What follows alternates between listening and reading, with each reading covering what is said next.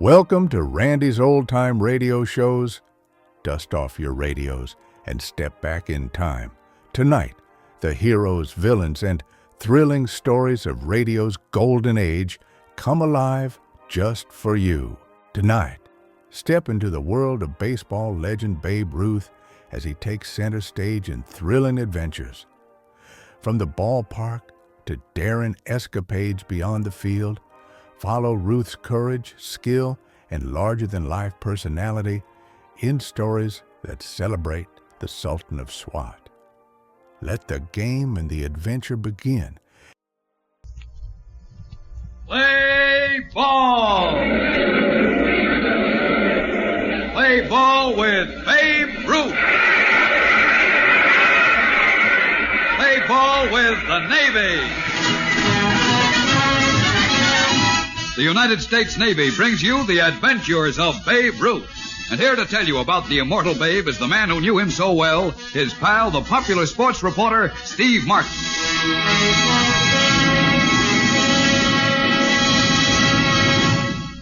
It was the seventh game of the World Series. The score was tied, and Babe Ruth was at bat.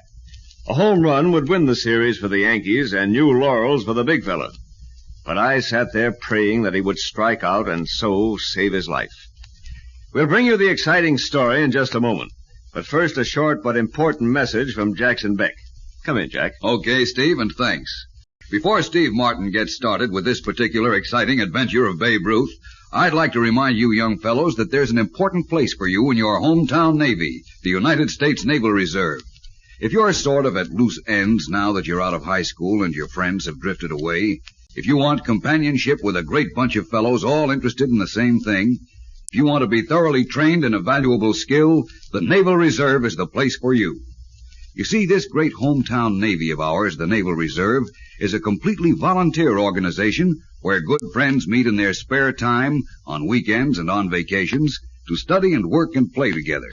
They're trained in such things as photography, welding, engine repair, diesel engines, electronics, in any one of the many Navy skills.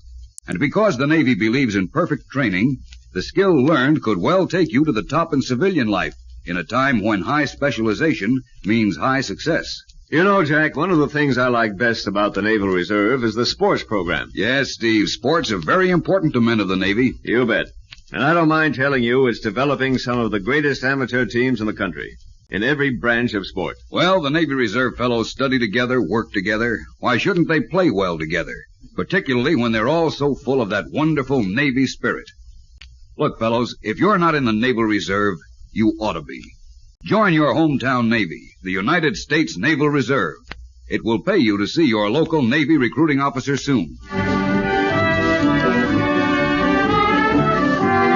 And now, back to Steve Martin and the adventures of Babe Ruth.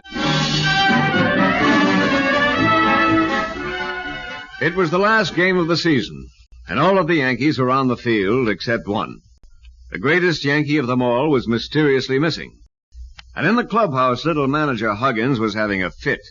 I was worried. Thing. How do you like that, Steve? The game starts in a minute and the Babe isn't here. Gee, I hope nothing happened to him, Hug. What could happen to him? He's out having a good time. Oh, no, Hug. The big fellow wouldn't miss a game on purpose, especially with the World Series starting tomorrow. That's just it. The series starts tomorrow, so he figures today's game isn't important, even though the stands are jammed with fans who want to see him belt one. That guy is getting too big for his britches. Now, you're wrong, Hug. Babe wouldn't deliberately miss a game. He'd rather play ball than eat. Then where is he? I wish I knew. I'm worried. Well, the big fella's the guy who ought to be worried. I'll blister his ears plenty when he shows up, and then some. You can tell him that. Well, I've got to get down to the field. I waited a while and then went up to the press box. All through the game, I kept my eye on the Yankee dugout, but the big fella didn't appear. When the game was over and I followed the Yankees back to the clubhouse, Babe still hadn't shown up. I was getting worried for real. And Manager Huggins' face was as black as a thundercloud when the big fella walked in. The Babe's clothes were torn, his face was cut and bruised, and his knuckles were skinned. Huggins looked him up and down, and the players got quiet. So you finally decided to drop in and pay us a visit, huh, Babe? I'm sorry I missed the game, Hug, but... But what? Well, I I couldn't make it. Oh, you were having too much fun brawling with your bum friends, huh? My friends aren't bums. Anyhow, I wasn't with my friends. Well, who were you fighting with? Never mind. Never mind? Look, I wish I could tell you, Hug, but I can't. Oh, you can't, huh? Well, I can tell you something, Mr. Big Shot. First off, I'm fining you $500. Huh? No, wait a minute. And if the World Series wasn't starting tomorrow, I'd fire you off the team. Now you get this. No one man, not even Babe Ruth, can walk out on a game and then refuse to explain why. When this series is over, I'm trading you off the club. You're through. All finished as a Yankee. Oh, babe, what's this all about? Where were you this afternoon? Skip it, Steve. Skip it? Are you out of your mind? Hug's fit to be tied. Unless you square yourself in a hurry, he'll do as he said, trade you down the river after the World Series. I may not be around after the series. What? What do you mean? Gotta tell somebody about this.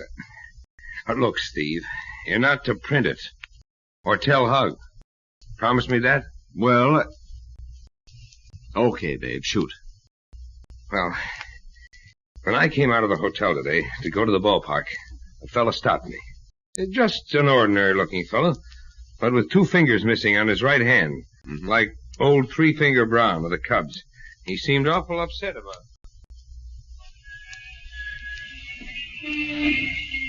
Excuse me, babe. I mean Mr. Ruth. Oh, babe's okay, buddy. What can I do for you? It's my kid, my little boy. He's awful sick. Infantile paralysis. Oh, that's too bad. The doctor thought that... Well, my boy's a great fan of yours. He's got a scrapbook full of pictures. The doctor thought if you could come over for a minute and see my boy, it might help him get well. Oh, why, sure. I'll come over right after the game. Oh, can't you come now, babe? It's just a few minutes from here, and I've got my car. I can get you back to the stadium in plenty of time for the game. Okay, then, let's go. We walked over to his car. It was a sedan, and he opened the door. I started to get in. Then I noticed 3 other guys in the back seat. I didn't like their look, Steve, but before I could do anything, the fellow behind me gave me a hard push and sent me sprawling into the car.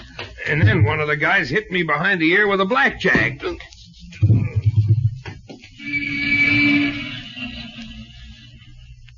Holy smokes, then what, babe? Well, when I woke up, Steve, I was in a room without much furniture in it. A guy with the fingers missing, who seemed to be the boss of the crowd, was there, and 3 other lads. There was a gravelly-voiced little guy who held a gun on me, and 2 gorillas had been in the car. Well, the boss one gave me a glass of water, and then he made his problem. Okay, babe, the Yanks are 9-5 favorites to win a World Series. But they can't win if you don't try, if you don't hit any home runs. So I want you not to try. You mean you want me to throw the series? Why, you dirty... Stay where you are, big boy. I got a very itchy trigger. You can't scare me. Only a Look, jerk don't know enough to be scared sometimes, babe. You're no jerk, so listen. The Yanks are going to lose a series. Eh? That's what you think. I know. When they lose, you'll get $50,000. But if you cross us up, you get the business. And how? Well, babe, what do you say? This is what I say, you dirty... Why, you get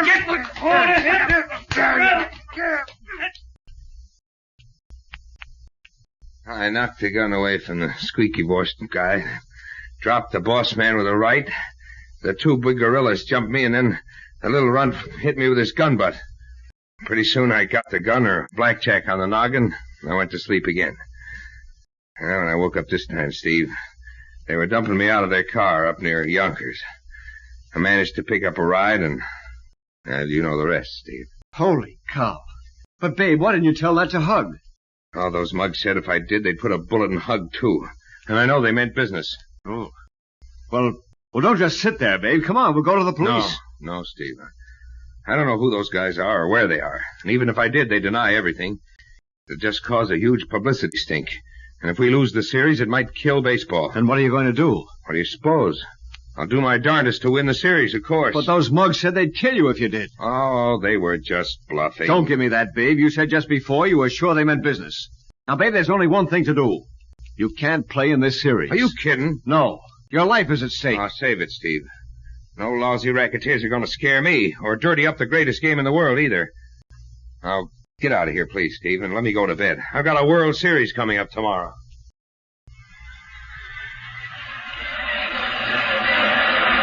I'm convinced that most of the gray hairs I've got today started sprouting in that World Series.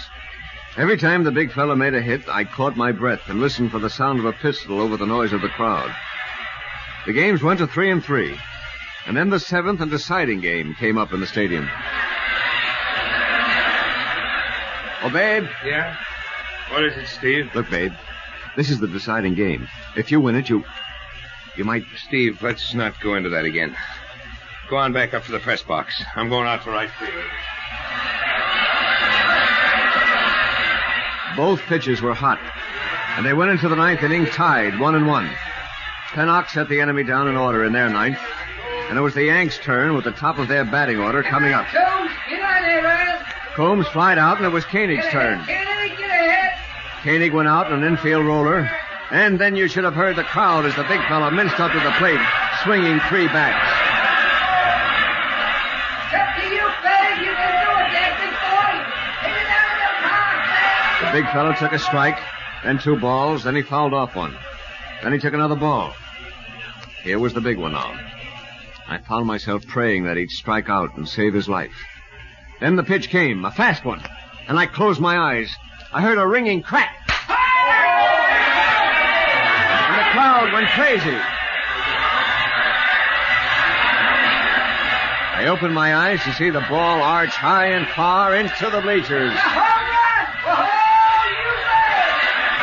I was waiting for the sound of the shot, waiting to see my friend fall. My heart was hammering at my ribs as he turned third and started for the plate, taking off his cap to the howling mob. And then I felt a hand on my shoulder, and I spun around.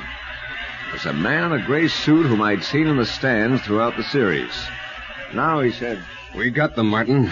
You did, sir? "Yes, all of them. Fingers Gerhardt, Joey May, his gravelly voice Stooge, all of them. This was the only game they came to, the big one.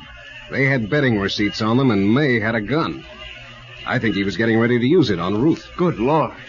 The FBI was after those rats for a long time, but we got them at last, thanks to your descriptions and the big fella's courage." I looked back at the field, and the big fella was just disappearing into the Yankees' dugout, surrounded by his happy, cheering teammates. He was safe, and my eyes got a little misty. The big fella had done the impossible again, and made it stick. Big! Oh, Big! Oh, you Big!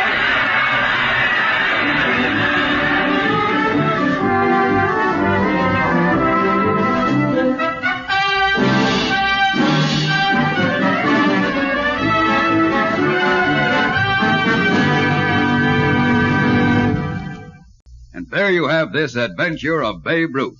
Interesting and exciting, wasn't it? But so is life in the Naval Reserve interesting and exciting. You can say that again, Jack. There's a young fellow in our block who a couple of years ago was spending his nights hanging around the corner drugstore or the pool room just loafing, doing nothing for himself or anybody else. Then he happened to get interested in photography, and knowing that the best photographic training in our town was being given by the Naval Reserve, he joined. And, Jack, you should see that boy today. I wish I could. All of a sudden, he's alive. He thinks. He doesn't waste his time. And like the Naval Reserve itself, he's a real solid asset to the whole community. And it all happened because this chap discovered an interest. And the Naval Reserve offered him the chance to make something of himself. You know, I wouldn't be surprised if he ends up as one of the greatest photographers in the whole country. It's good to see him moving up, Jack. Yes, and that can happen to you, too. Training, education, good companions, fun, and relaxation. All those things are offered. Take advantage of them. Stop in at your local Navy recruiting office. You'll find that the officer in charge is a friendly man who'll quickly tell you how you can profitably spend your spare time in your hometown peacetime Navy, the United States Naval Reserve. By the way, Steve Martin, what have you lined up for next week? Well, next week, Jack, I'm going to tell you how the big fellow returned to the pitcher's box to catch a rat and save a brilliant young catcher from the penitentiary. The Adventures of Babe Ruth is written by Ben Peter Freeman, produced by Woody Close, directed by Ronald Dawson, and presented by the United States Navy.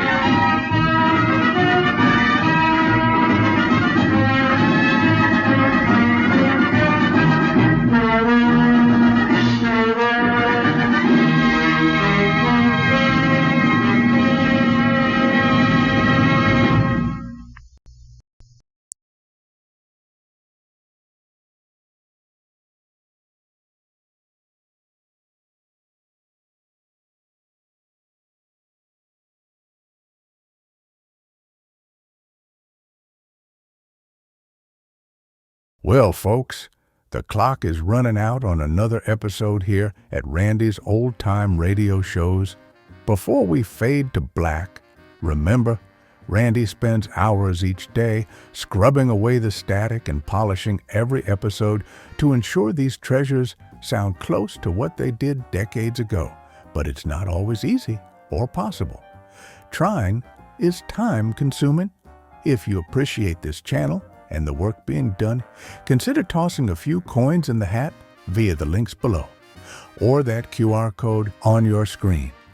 Your support is the fuel that keeps these reels spinning.